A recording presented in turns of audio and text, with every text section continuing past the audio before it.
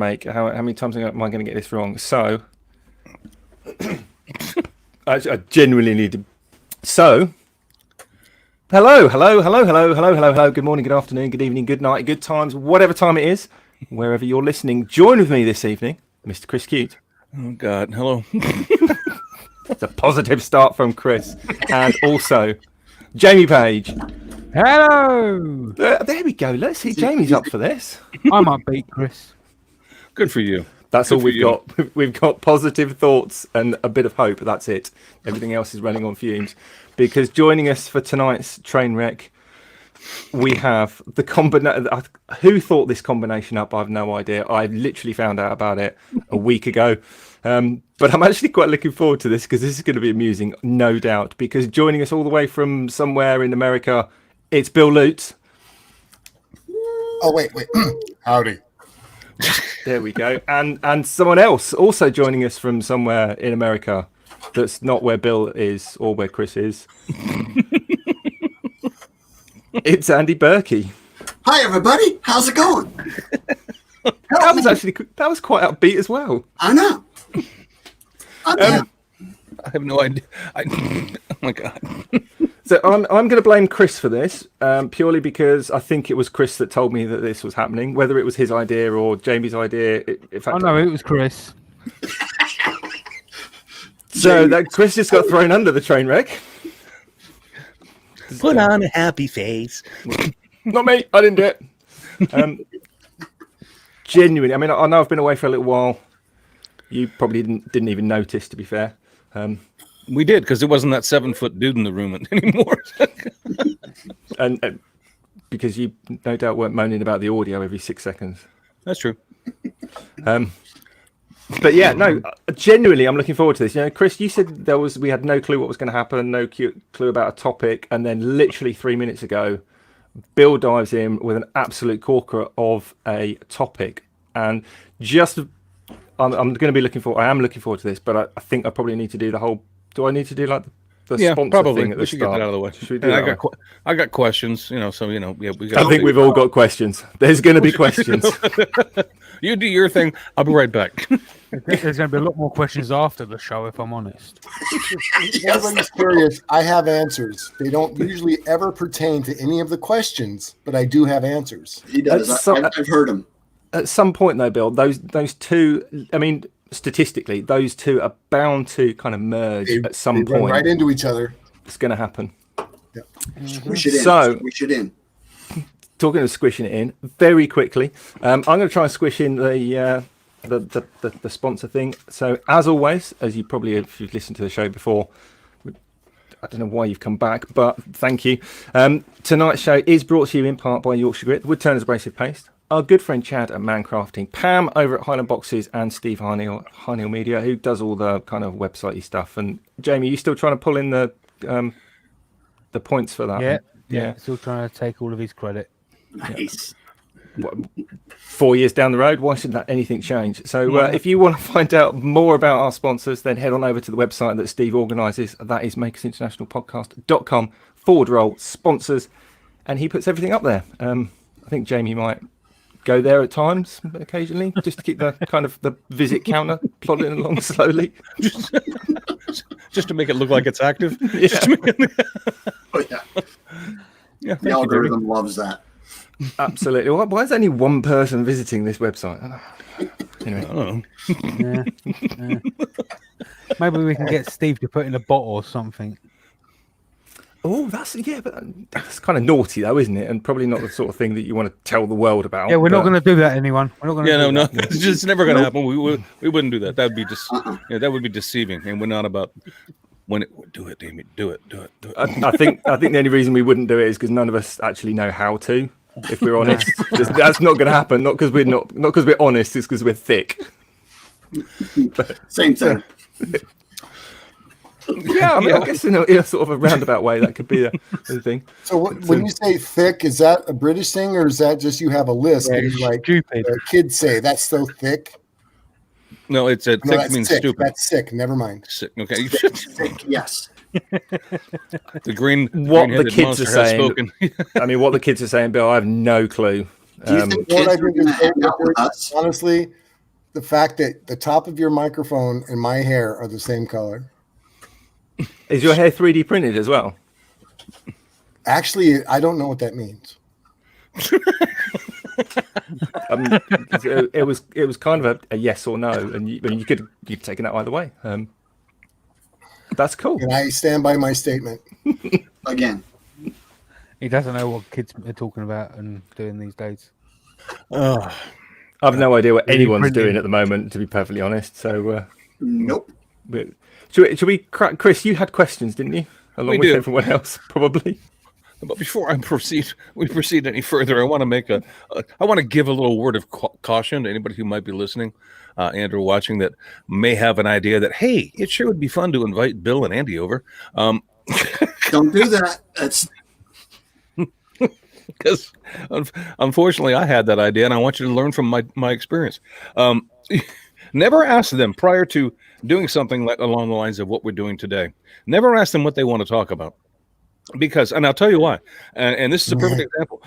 I had answers from both of them, from everything from spicy chicken and how it has saved the earth to chimpanzee poop, a study in projectile velocity, accuracy, and telemetry. So those were the topics that both Bill and Andy came up with to talk about today. So I still feel my topic was the best.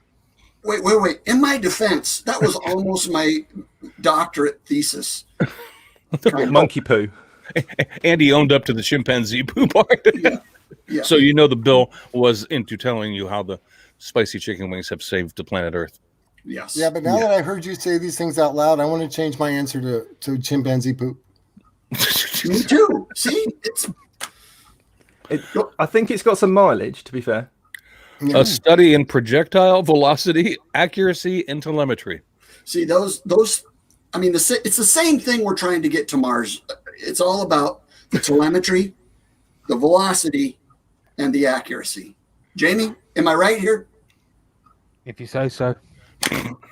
Do you not think that kind of trying to get to, although it's the same thing in so much as the same effects and outcome, don't you think that the scalability of it is slightly different? I don't think NASA had the same goals as the monkeys, and I don't think the monkeys really had that much of a. I would have to interject here, Richard, because it's really not the same on a scale parameter, Right. Yep. because when you fling monkey poop anywhere on the planet, you're dealing with gravity. So therefore, Absolutely. the lob effect comes in. You have to aim a little higher the longer you go out in order to get it to where you want. Yep. Whereas space has a vacuum cleaner, and there is no gravity lobbing effect. So therefore, you have to just shoot straight for, and therefore, because the poop goes. Because you don't lob in space. It's a basic premise. Everybody knows you don't lob in Physics. space. It's physics, dude. But It's you're all math. assuming there that the monkey's in space. The monkey's still having the same problems. It's got to get through the gravity dear God. effect to get into space before the whole space thing becomes an issue. It's disclaimer This is why time. you do the podcast. You're listening and or watching this of your own free will. That's solid. That's solid. Yeah. That's a solid disclaimer. Don't blame us. Franco wants to know if everyone's stoned. No, I'm that's concussed. I'll admit. I don't know about stunned, but I'm definitely concussed. Franco. That's the scary part. Is the answer is no. All right. Yeah, Question. Okay. We have several questions today, and I'll start these off. Normally, I tend to be kind of polite and maybe give these guys a clue what's going to get asked of them today, but I don't think there's any need. That ain't happening. Yeah, that is no need. It's from our resident inquisitive monkey, and chimpanzee, Andy Pugh, who flings this one at you with velocity and Now, there's a guy that knows what we're talking about right there. with velocity and accuracy, and the telemetry was apparently on because it hit me right in the face. If Bill and Andy were to do a collaboration together, what would it be? This ought to be fun. Well, can we set up some parameters? Sure, why not? I mean, it's an open-ended question, so do what you want to do with it. You I can just make want it. I would say we don't set up the parameters. You guys set up the parameters, and we'll tell you what we would do. That's why he's the boss right there.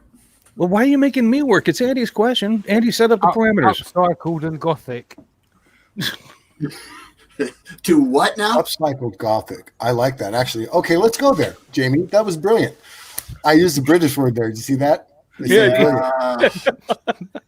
Okay, so upcycled Gothic. I could do that. How would we accomplish this? I think I would be in charge of gathering the materials.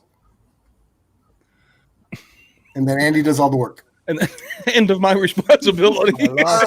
I like it. I don't like that. No. That does seem like an awful lot of work for you, Andy. That's a done deal. I want to see that happen.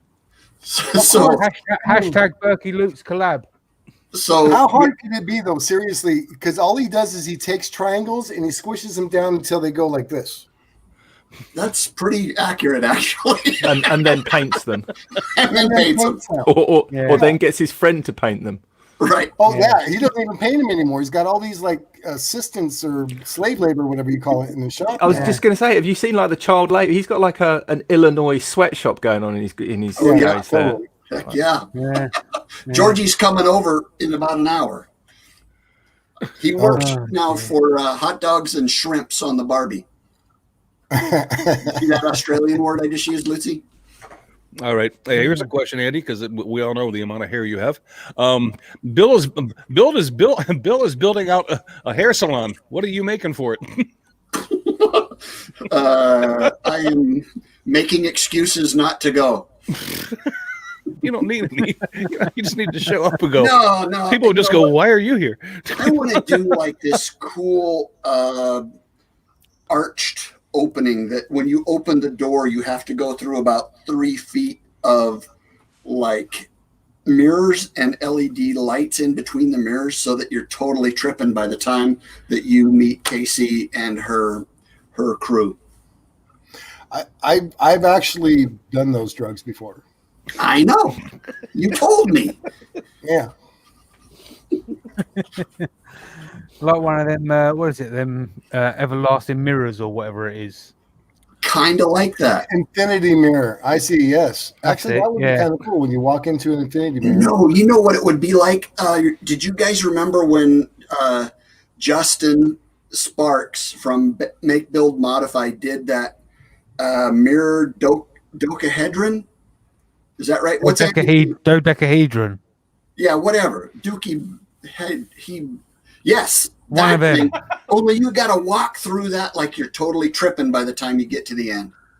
Well, I tell you, There this you makes go. sense too, because what you want to do when you have a client come in to get their haircut is you want them to be rattled, riled up, and able to sit still. That makes perfect sense. Absolutely. That way, they'll give you any amount of money that you ask them because they just want to get the hell out of They it. want to get out. Yeah.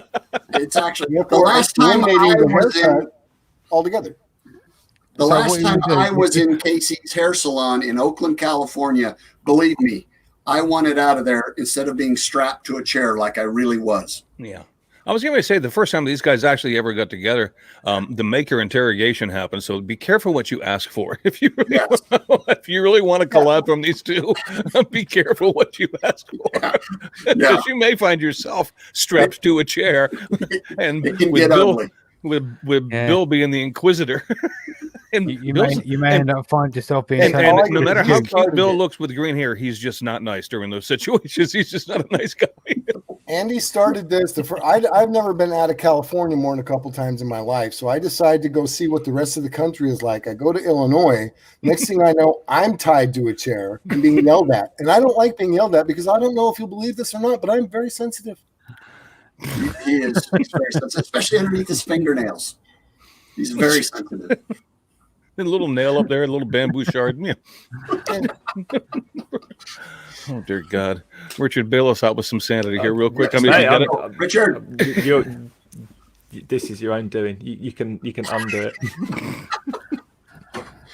I'm It's always funny scared to 'cause- speak now, anyway, because I'm always getting moaned at for my audio.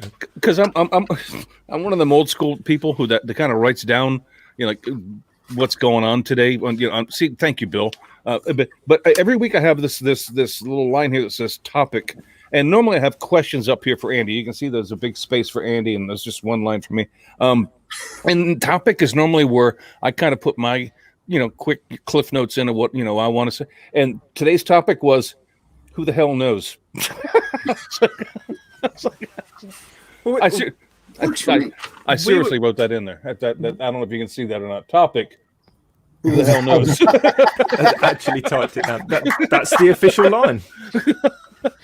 Well, I think Bill's the one that's got the topic for us, isn't he? Exactly, because we were physically talking about this before we went on air, and because literally nobody had a clue. I didn't have a clue what was going. I never have a clue what's going on anyway.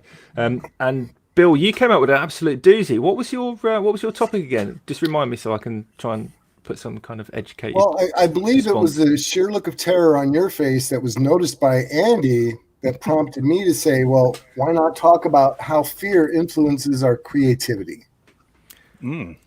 That I genuinely, that's a good topic, because I don't think anyone really talks about that. It's always a very upbeat. Well, I'm super excited, and this is super brilliant, and I wish I'd done this years ago, kind of an effect, and nobody actually goes, well, I'll give it a go, but right. Well, nobody wants to say they're afraid of anything, right? I'm not afraid of anything. What are you talking about? Yeah. Well, how often do we actually? That's exactly right. How often do we do something just because it's like, I have no idea. This is terrifying to me. I'm going to give it a shot because number one, my curiosity gets the better of me. My want to overcome has a big part of it. It's just something I see somebody using a really cool tool that I've never seen or used before. I want to try that.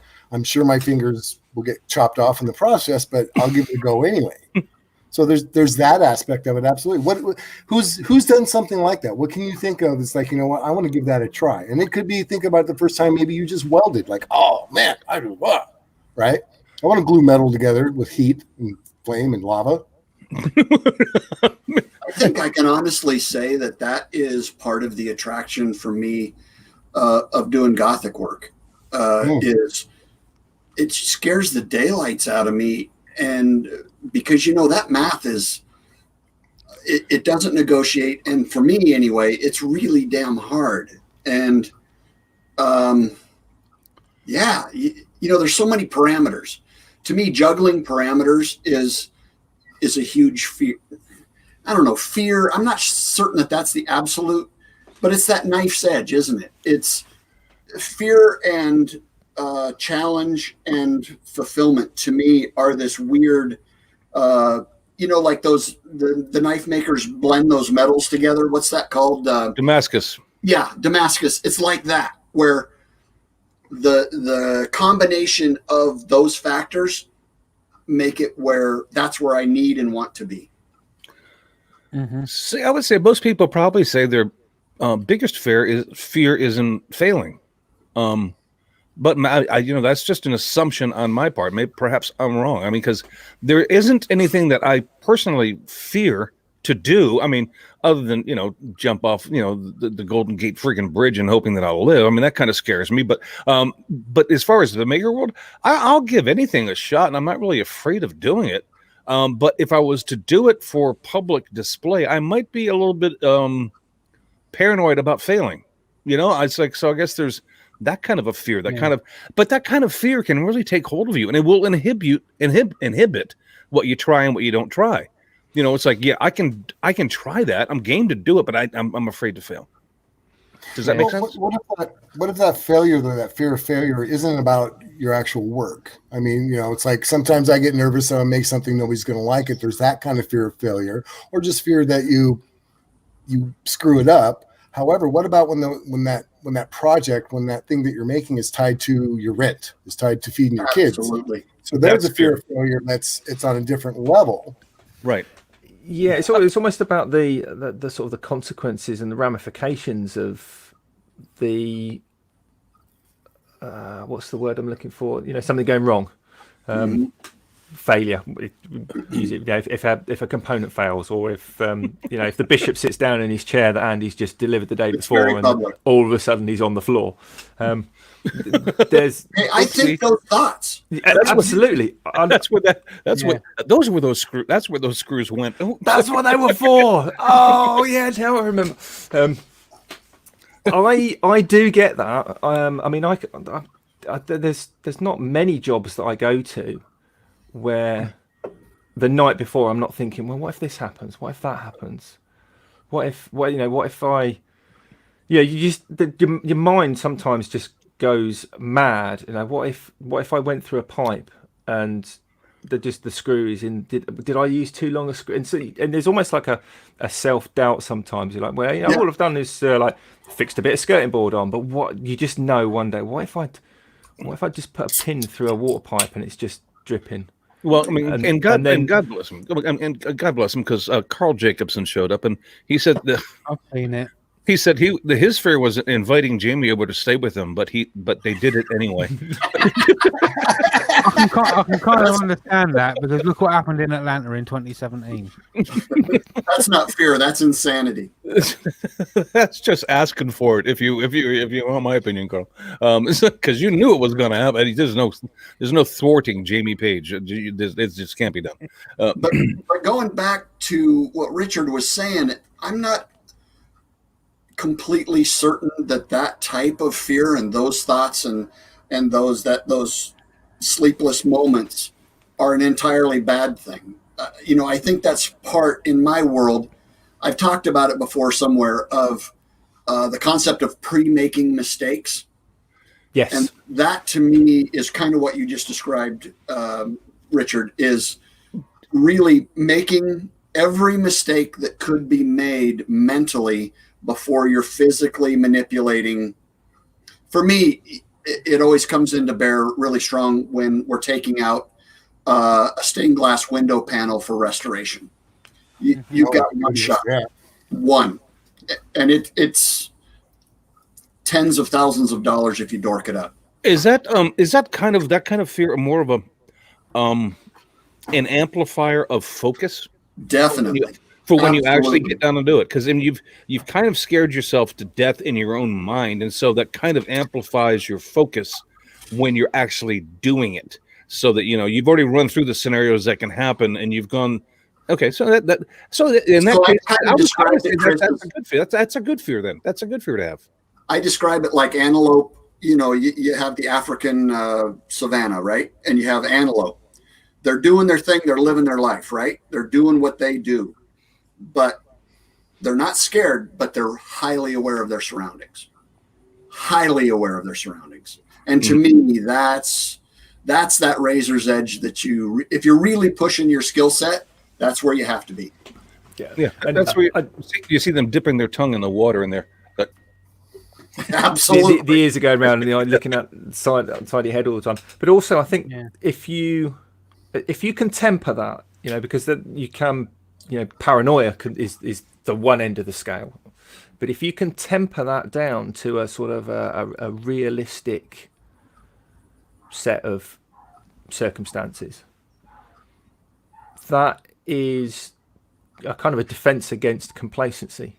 Absolutely. Which, when you get to that end of the scale, I think it's just as dangerous, because that's when. If you talk to people that have had workshop accidents, a lot of people that I've spoken to in the past have said, oh yeah, I'm missing a finger because I was thinking about something else, because I've used that tool a million times and I didn't once think about not putting my fingers in the blade, because that's complacency. So it's kind of a happy little avenue of realism and progress, which is kind of flanked on either side by paranoia and complacency, which is a bit. So I think that happy medium also has a lot to do with every time you have overcome fear, every time you've screwed up and you made it right. Because at the end of the day, when I'm doing something, whether it's at work or in my shop or whatever, I know that if I screw something up, I'm so confident that I can fix it, or that I can start over and make another one, or that it's not something that even if I can't fix it, I have the resources to get it fixed if I have to call in somebody else. So you still got that fear, you still got that drive, you've got that adrenaline rush that comes with, I don't know, man, I'm going for it. And you dive into it.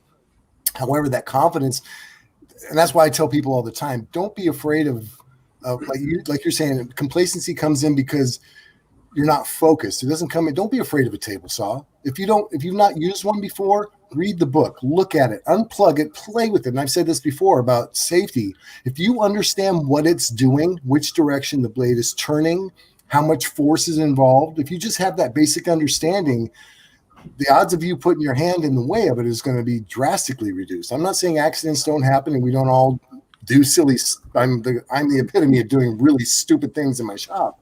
However, poster boy.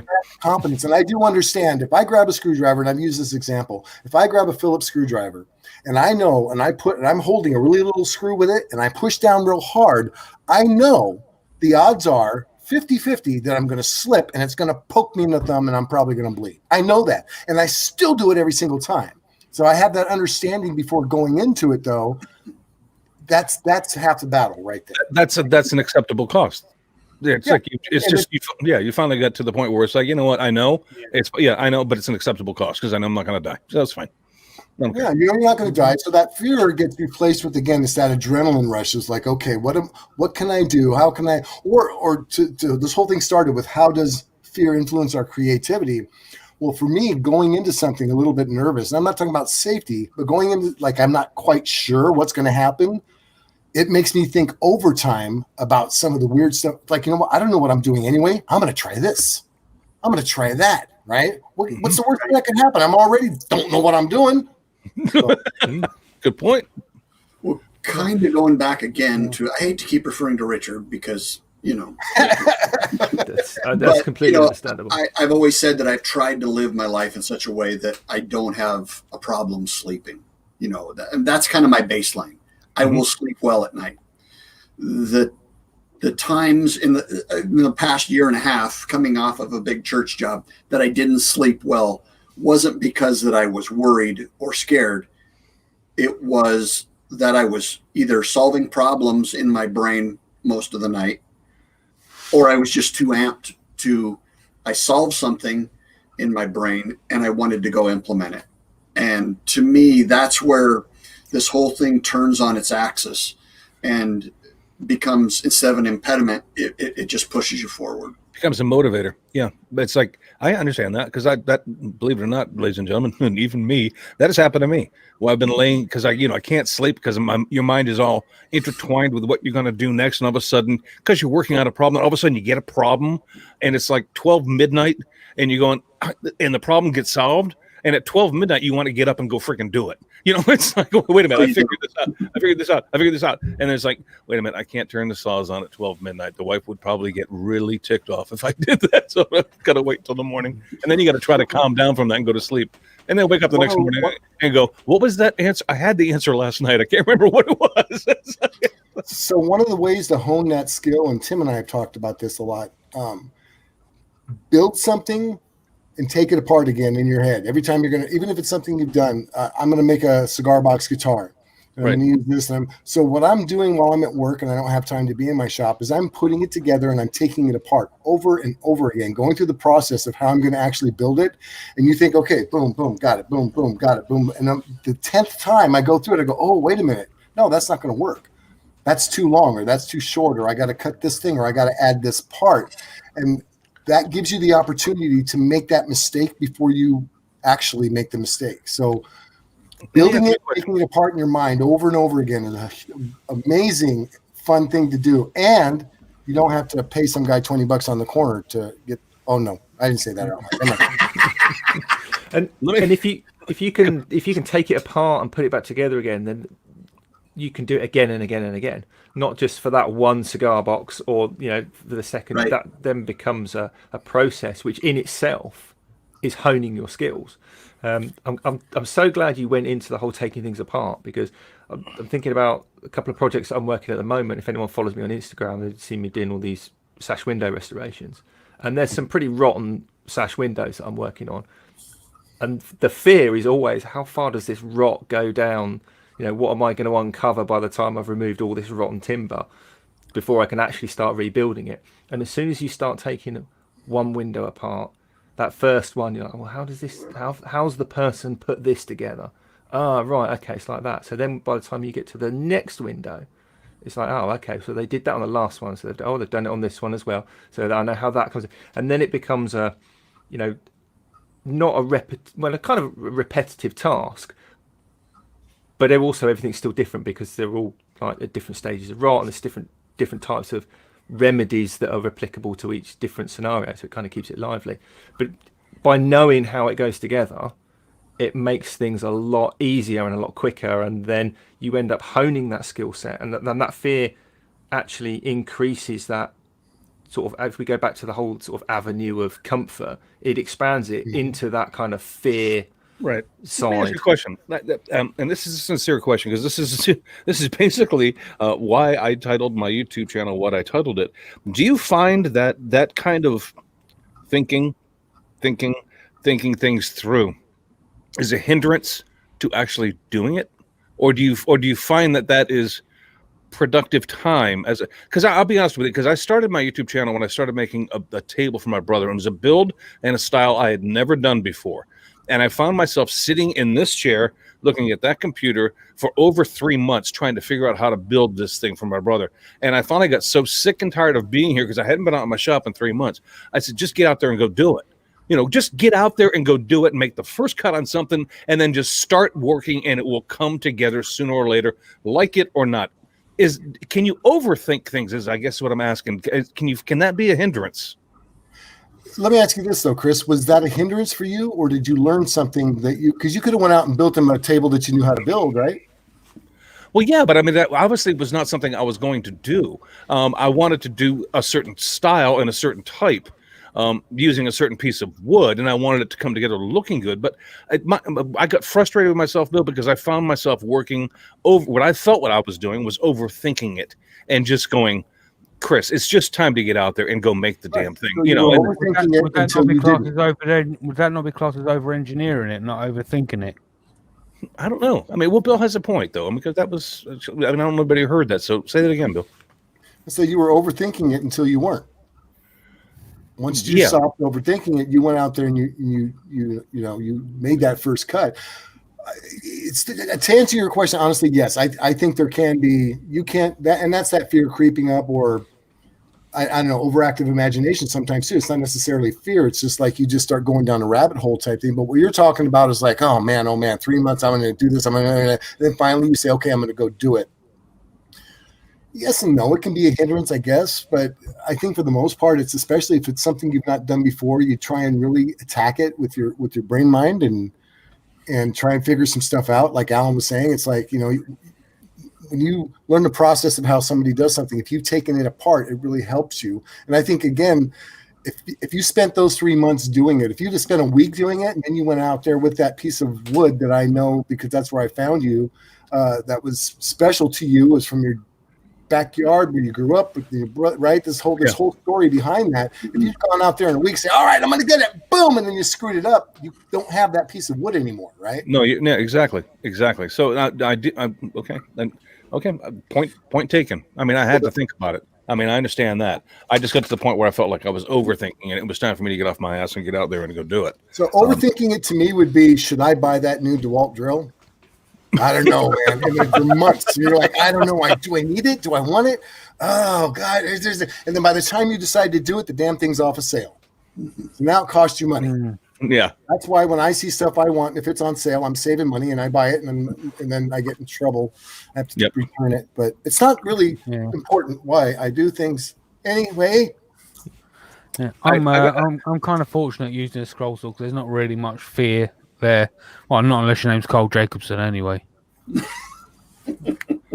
I have another question for both you and you, meaning Mr. Andy and Mr. Bill. Mr. Bill, oh no. Anyway, okay, that's kind of old school. Maybe I just dated myself.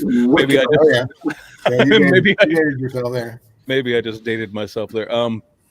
It's from Andy Pugh, and Andy has a habit of asking these types of questions, and they're brilliant. Andy, thank you for asking them, because it's a good question. Because both Bill and Andy, actually, whether they want to admit it or not, have something very much in common. Felonies. I just want you to know, though, our felonies are completely different and happened at different times. True.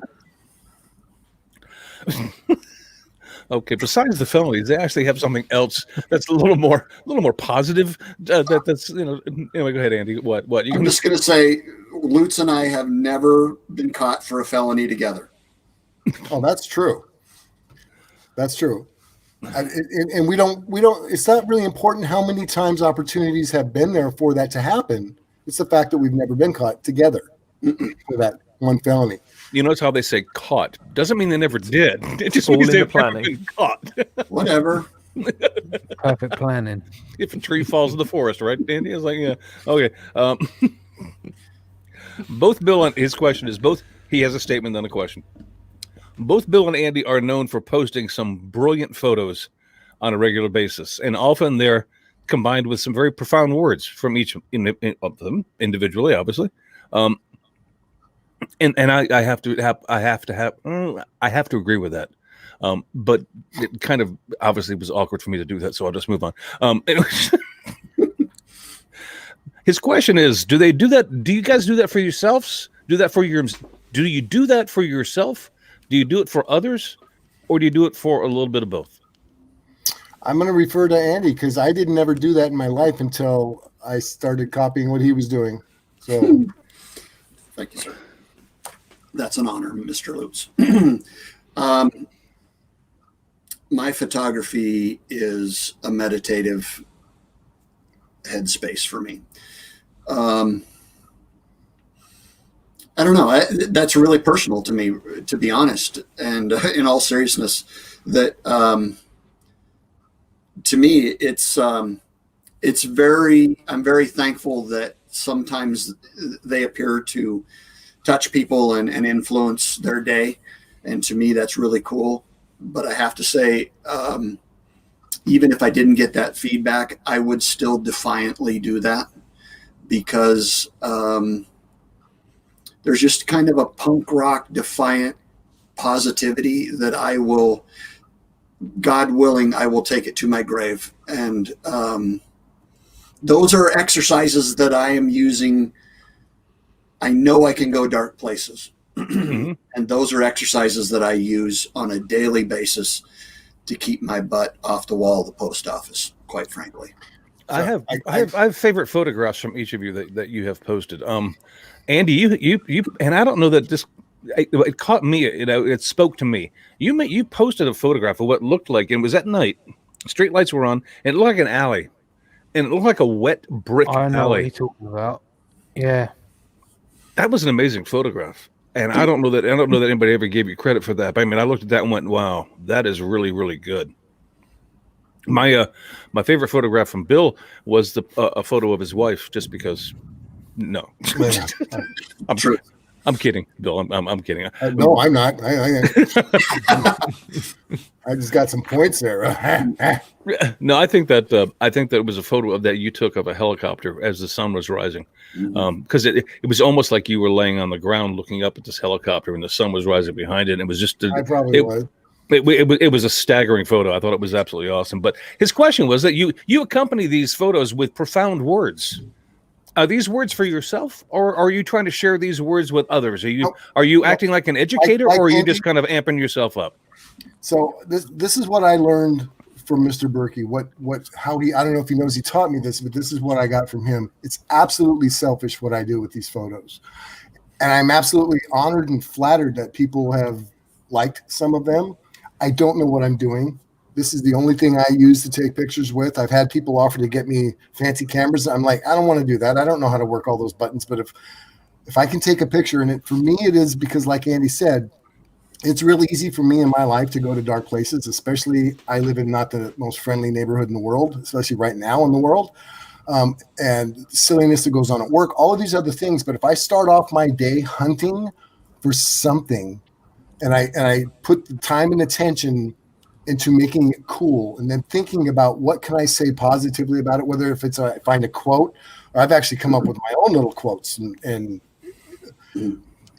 it sets the tone for the rest of the day for me to just be able to deal with all the crap. It just does. So I can't believe I'm laying underneath a helicopter trying to capture the sun just as it peaks above the one blade. One blade, yep. Doing that. And especially when people up in the tower are pointing at me, I was like, what's the maintenance guy doing down there? But being able to do that, it's like I turn everything off, everything else goes away. And just for that brief moment, it gives me, it's selfishness. It's for me to feel better about myself for that part of the day, and then the overflow lasts until the next morning, and I can do it again. Couldn't agree more. It's photos. Well, you both do very well. I don't want to give you too much credit. Fantastic photos. Some of the That's pictures. one of my favorite ones. Some of the pictures that you guys do. Jamie just showed a picture that he obviously photoshopped with Bill's head on top of a freaking lizard. Anyway, That thing is, Chris, that's not photoshopped. That's from 4 years ago. I told The you best I thing gained about weight. that. The best thing about what that was, Jamie just holding his phone up to the camera, and the camera taking just that little bit of time to refocus, and it just started as a white square, and then all of a sudden just fades in. That's what the pause was. You know what? And maybe I don't know that you guys would ever do this, but I mean, maybe one day, just one day, when you know you have a spectacular photograph, and you're looking at it and you're going, I really, really like that. Here's an idea.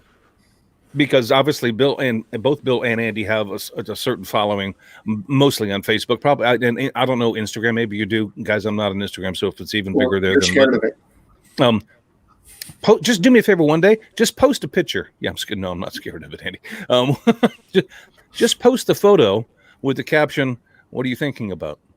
and see how different people interpret the photo that you've just taken. Because I like that. I do too. Because I think that would be very interesting. Because I don't know how to.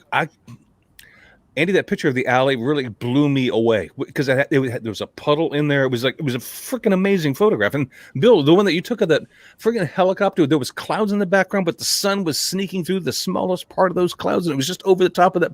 I mean, brilliant photographs, guys. And I'm just kind of wondering what people would interpret some of your photos as being without any words to go along with them. Just say, what are you thinking about? I'm looking forward to seeing some more of Birkey's pictures from the cathedral. Oh yeah. Oh, some of those gothic pictures are just. First of all, I think it's not real. I think he cheats. I think he hires professionals. It's All true. Right. I'm guilty. Is that the town sort of historical tour guide guy? He doesn't actually do any work. He just No, he actually works for church in this Why do you think neighborhood. he's always got tacos in his shop? He works for that taco place. He doesn't actually do none of that work. He just drives around in a truck selling tacos. Yeah, that's it. Yeah, then when he sees pictures of stuff, yeah. Trust me, if it was a pizza restaurant, he'd be on board my team. He's a dog shampoo salesman. We've got 3 more questions to blow through before we can let Andy know that we've asked all those questions. So let's go see if we can do this. Bring it. Quickly. Okay, Bill, you go first. Andy, you go second. Bill, what's the funniest thing you've seen or done lately? The funniest thing? Yeah, that you've seen or done yourself lately. I put on green hair and a cowboy hat to be on this podcast. That's up there. That's definitely up there. That ranks there. Okay, Andy.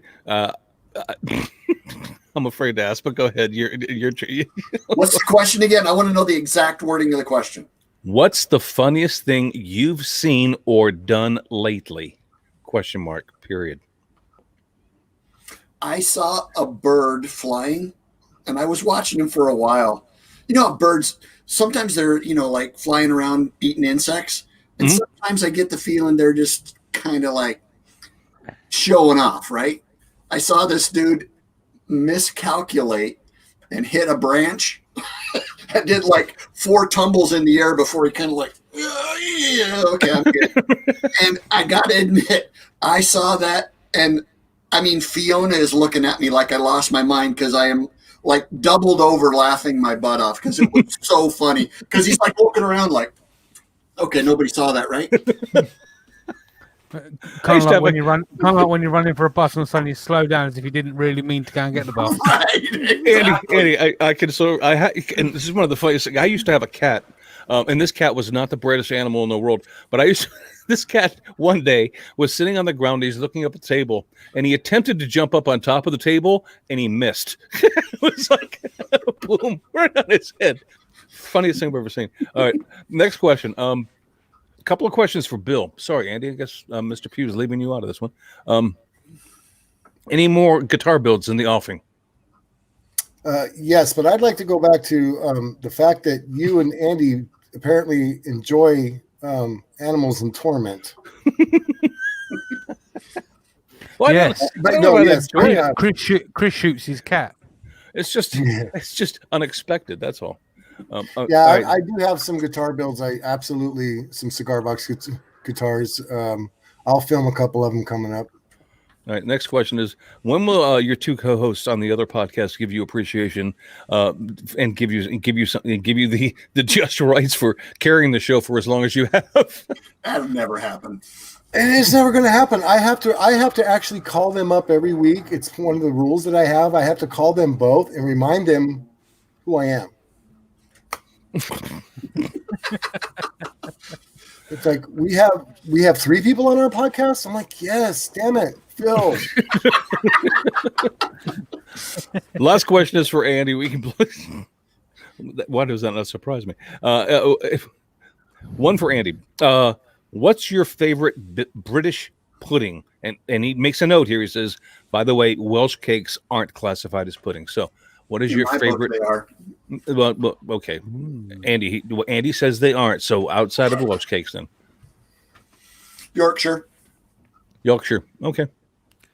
There we go. Come on, that gravy. Come on, man. Let's talk red meat, and then Can you guys explain something to me real quick? Sure. Andy, or anybody, I don't care. no. You say pudding, I think tapioca, chocolate, vanilla, whatever, banana. And then Andy says gravy. No, Yeah, that's so- just a no for me. So what Andy's describing isn't really classed as a pudding. It's classed as what you would have with your dinner. That's what I'm saying. That's like putting chocolate on your spaghetti. Nobody does that. Wait, It's not whoa. What is the name of the thing that we're eating? A Yorkshire I pudding. just A just think- Yorkshire pudding. I just think Andy picked Yorkshire pudding because he knew damn well that it was not a pudding in the sense of a dessert third dessert. course / Yeah. sweet dish. Right. Everybody knows tacos are for dessert. So, Bill, Andy, pudding as you in asked, dude. dessert, I mean, this or, is this is your fault. like No, tapioca pudding, something like that. That would be after you've had your grits and gravy. Yeah. Yeah, Yorkshire pudding. I would never eat is- grits and gravy, but yes. But so Yorkshire pudding is it's a side. It's like It's like an accessory to dinner. yeah. So it's, I don't know. I'm trying to liken it to something that you might like. It's like carrots. Yeah, It's like you'd a have condiment. carrots with your roast turkey at Christmas or whatever. You'd have a Yorkshire pudding. Yeah, no, you totally would. But Well, but let me ask you you a question. can have it. If it's not a pudding, then why is it called pudding? Well, it's called pudding because it can be. It's like So there is an opening there, Andy. So I mean, you've got wiggle room there. Okay. it's like Hawaiian pizza's got pineapple on it, but they still let it. That's not be called pizza. That's not pizza. So I don't know why this conversation reminds me of this, but I'd like to say this because it is a question. I might have said it before. I don't know. I have. Anyway, why are asteroids up in the hemisphere, but hemorrhoids are on your ass? That's a damn good question. It's like, why do you have a driveway but happen to actually commute on a parkway? Makes no sense. That just blew my mind, actually. it's a bit like the pizza question, isn't it? Why are pizzas round, cut into triangular bits, and then served in a square box? Well, Well, that's because I like geometry. Somebody likes geometry. That's what the walnut said. Geometry. Anyway, all right, whatever. Sorry.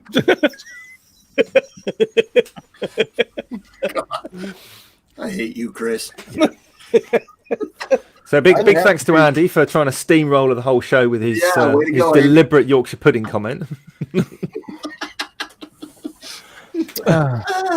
Those are all the questions I got. Now, Jamie, Richard, I mean, feel free to your own peril, but I mean, go right ahead. And if there's anybody out in the chat who has one quick last one, then let's get it in now because we've got some other business to take care of. Sure, I mean, I genuinely want to know what Bill's up to because Bill hasn't. I mean, to be fair, nobody really has the last few months. It's been on my radar for a little while.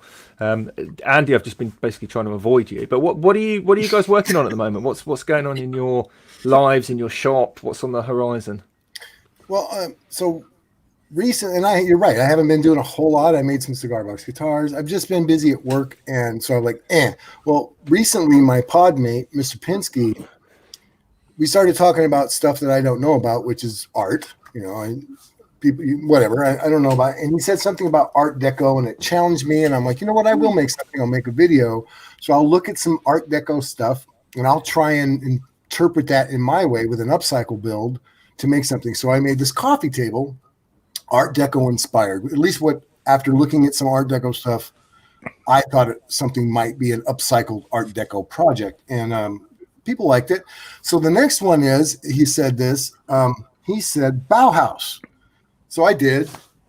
And then he said, no, it's a thing. And I went, oh. So what am I understanding? Did you say Dollhouse or Bauhaus? Bauhaus. I have no idea what that is. So it's not an art style so much as it is a school in Germany, and these actual teachers that were there and their influence on their students. So to me, it's like, wow, okay, this is really cool. But I'm still just going to look at pictures of what people say is Bauhaus and see what I can interpret. So I have a wine barrel, and I'm going to Bauhaus it. Nice. Sweet. So that's what I'm up to, Richard. I'm going to wine barrel Bauhaus my ass off for a video. Respect. Nice. I have no, and I'm a bit like Chris there. I have no idea what Bauhaus is. So yeah, my next activity is going to be Google, because I have no idea what that is. So that's what I was trying to do, because you were probably looking at me going, he's not even looking at me, not even making eye contact. So He's not listening at all. What you're going to find is a lot of furniture that you're going to go, oh, no shit. I mean, no stuff. Sorry about that. So what I actually got was Bauhaus, St. Monans, East Nuke. Look up Bauhaus movement. Do we really need to go through your Google search while we're live? Anyway, absolutely, because I can be educated, as can our viewers. And then 4 people talk at once. I mean, I had to.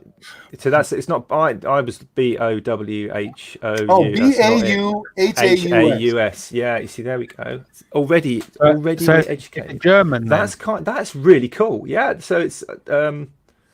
You'll recognize some stuff there. Yeah, it's sort of like a very geometric sort of. Is that working? Yeah. Yeah, Richard, that's holding cool. that up to the camera helps nobody on SoundCloud, but I just wanted to let you know. Well, then they should get their little weekends down here on a Sunday night and listen to us live, then, shouldn't they? oh, there we go. Oh. No, okay, Commandant.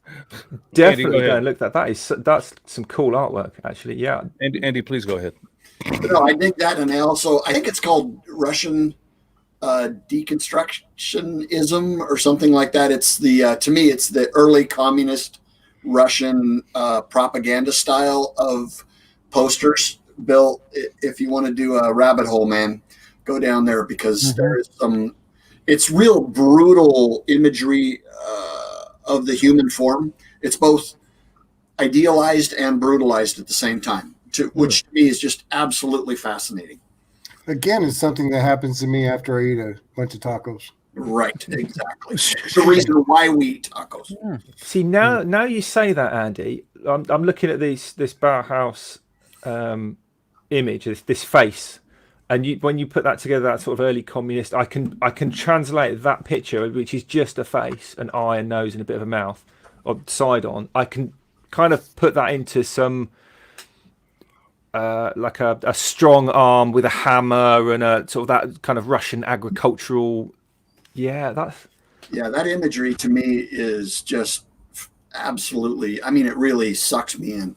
Again, Jamie, it's a rabbit hole, so be careful. Jamie, warm up your vocal cords. I can't believe that I'm going to say this, but you may be our only hope at saving this friggin' thing. So what? I will do. Wow. Okay. Anyway, you take your headphones off when you need it. No, go right ahead. Berkey's got the help me sign already up. So I'm totally not listening to you anyway, Jamie. I'm still looking at this Bauhaus stuff. All right, it's time for Jamie's page. Okay. Right. Damn, that never stops hurting. This is kind of giving props where props are due, and for a change, Berkey isn't to blame.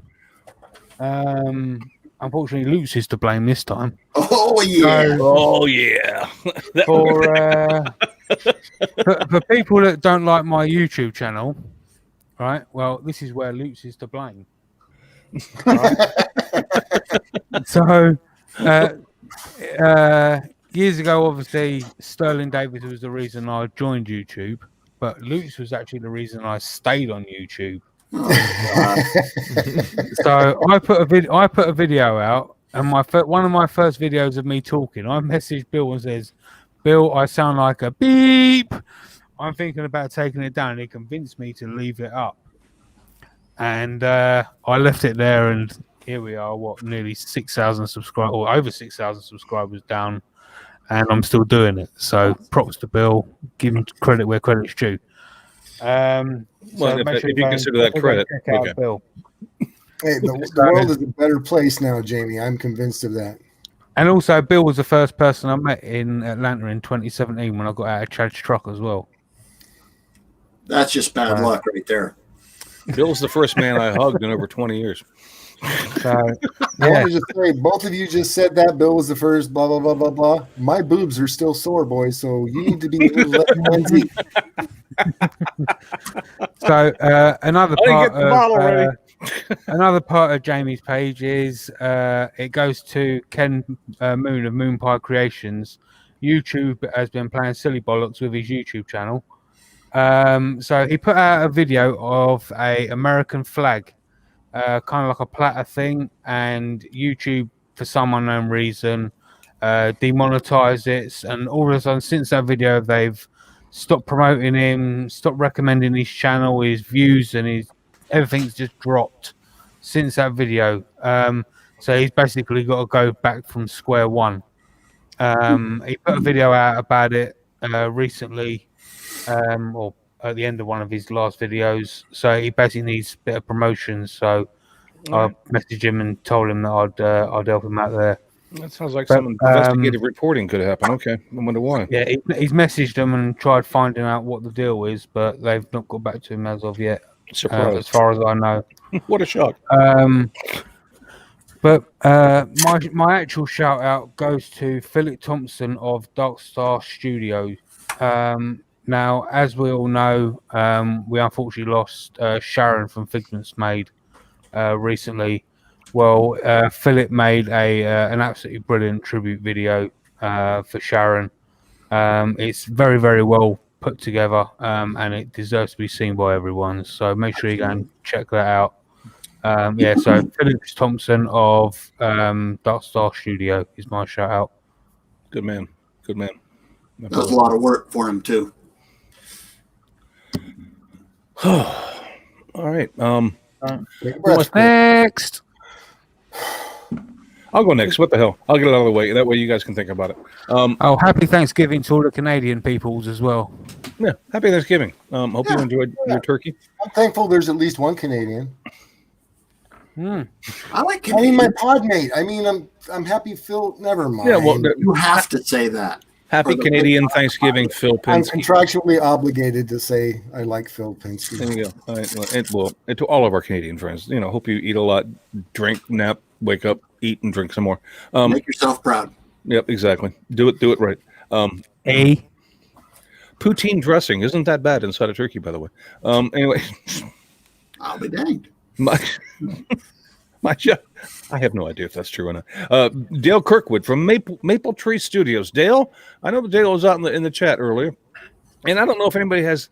I'm sure quite a few people have seen it, but in case you haven't seen it, Dale did a 2-part kind of short video series on this, and I believe both of them were live videos that he did. But I have one of my second favorite holiday on the planet is Halloween, and I love Halloween. And he did a Halloween themed light box, and he did it on a scroll saw. And it just seems weird for me to be promoting a scroll saw video right now, to be honest with you. But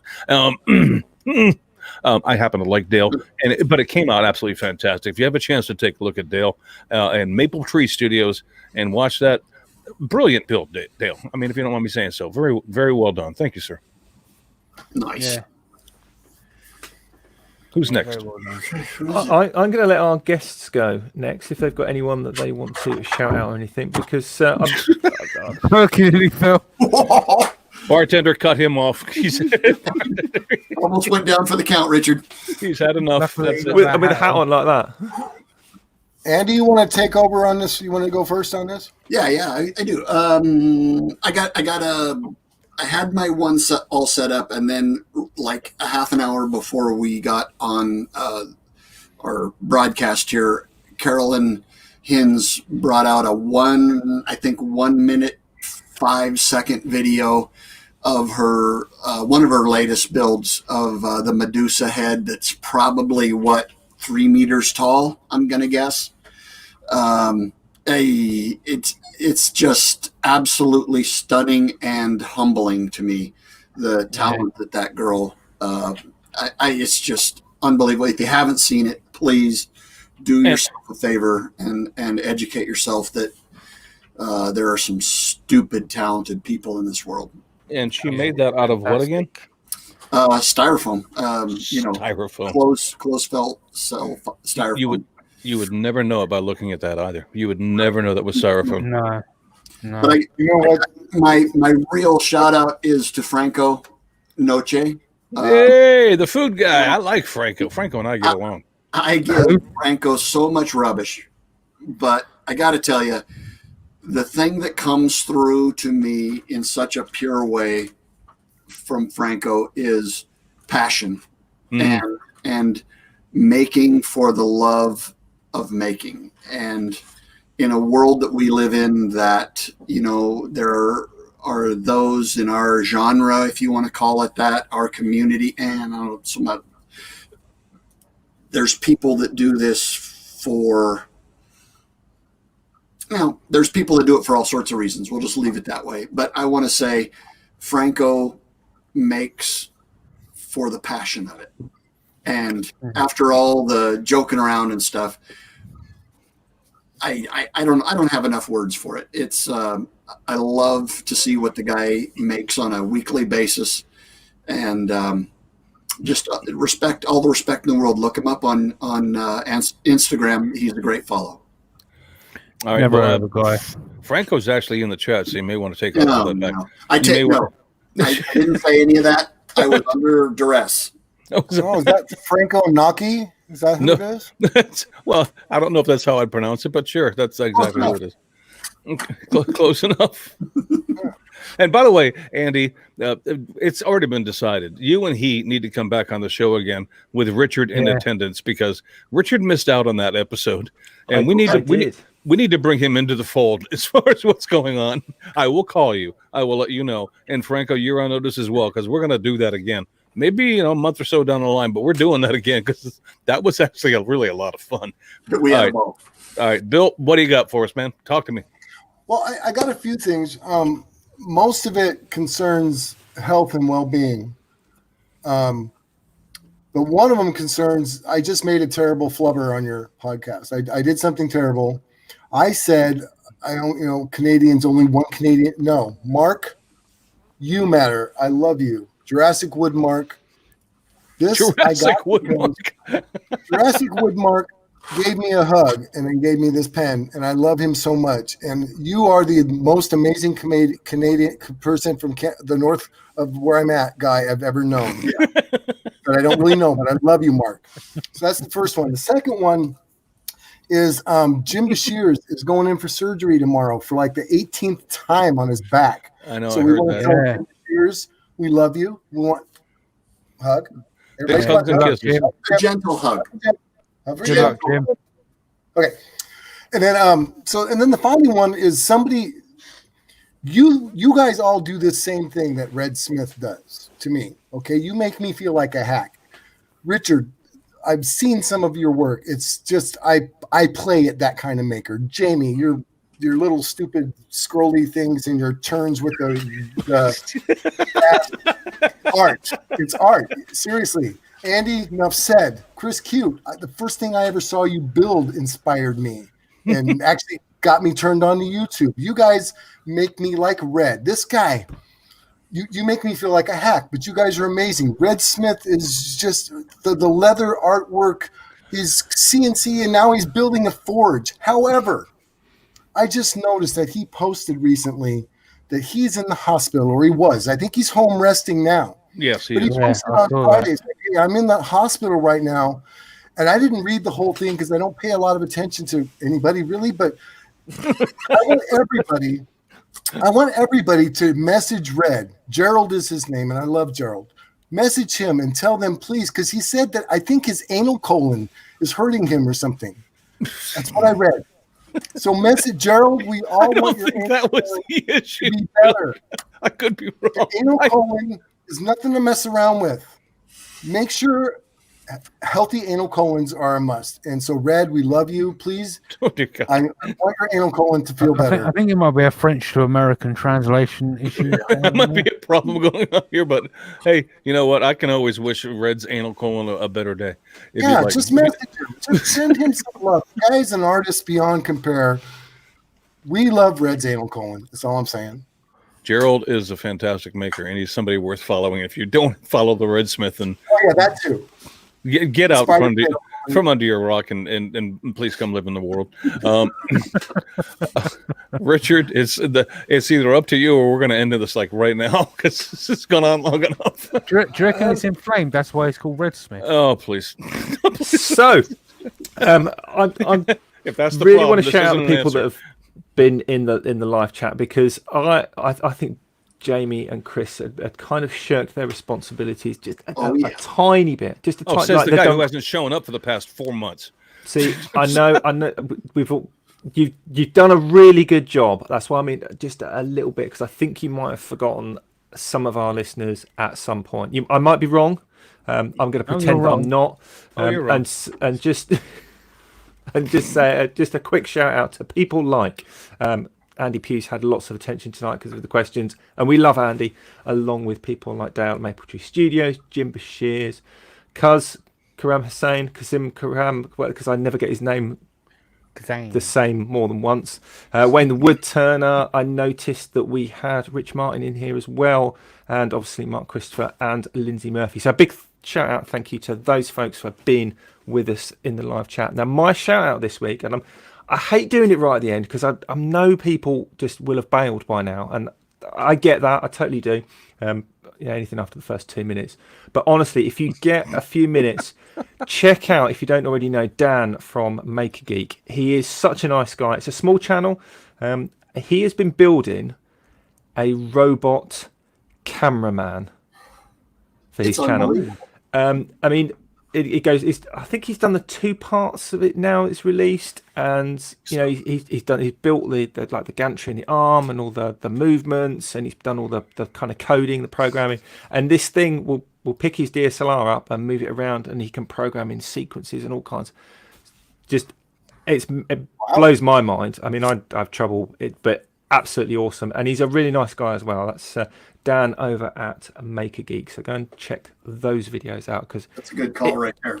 even if you don't, even if you're not into nerdy computer programming stuff, It's still cool. the build and the mechanics of it, there's something in there for everyone at every level to learn. Genuinely, It's like watching Adam Richard, Savage, I even though thought you have you were no gonna- idea what he's doing. Yes, yeah, I can watch Adam Savage, and I don't know what he's doing and how he did it, but okay, it's still cool. I thought you were, honestly, Richard, I thought there was another language barrier thing going on, because when you said he was building a robotic cameraman, I thought it was British for a tripod. I was going to go, big deal. I did that. So, no, that sounds amazing. I mean, it's kind of taking it up a notch. It's sort of a tripod that can move by itself, but you know. Oh God, please wrap Again, this I've up. done those drugs in the past. And I'll tell you what, It's got 4 legs. talk to him for about 30 seconds before you realize that you are speaking with one of the most intelligent humans that you've ever come across in your world. I tell you, I first ran into him at Maker Central, the first Maker Central, Second one. and just like everyone else that I ran into for the first time, I had no clue who he was. And I think, if I remember rightly, he was there with his other half, who's also into making. So it's another one of those kind of secret maker couples. Genuinely knowledgeable, a nice guy, well spoken, and he actually only lives just up the road, probably about an hour from me as well. Really, really nice guy. So that's my shout out. Nice. I don't know if we're going to do like an after party. I'm quite excited about a few things that I've been doing outside of the world, because obviously I've been off the planet for, well, not literally off the planet. Don't get too excited, Bill. Does that have anything to do with that last... monkey poo throwing, or? Not so much the monkeys, but been honestly. So I've been doing some pretty cool stuff that I'm quite excited to talk about. If you might want to listen, but if you guys have got places to go, I know it's sort of a completely different time, probably a different day for you, Bill, because you're even further off the time scale thing. To remember, we talked about this already. I don't do time anymore. That's play them. Yeah. So apart from that, I've got nothing else to say apart from, I don't know what's going on for the next 2 minutes, which is kind of normal. I've got a premiere in 20 minutes. Caitlin's got one in 15 minutes after mine. So There you go. apart from that, I'm good. Nice. I haven't seen any of your videos recently, Jamie. Are you doing videos from your new workshop, or are they still old? No, they're still pre-recorded videos, and I think I've done one since it's been painted, but the label's still in its original place. Ace. So I don't know about that in the next few minutes. Thank you. Chris is giving me the whole, shut up. Richard comes back with 15 minutes over. Oh my God. I got to go, man. Georgie's coming over to mow my lawn. Oh my God. Richard, For wrap this up. cool. Well, we better go then. Up So now. thanks for listening. If you are, if you're not, bye. Have a great Take it week, easy, everybody. Say goodbye, Andy. Say goodbye, Bill.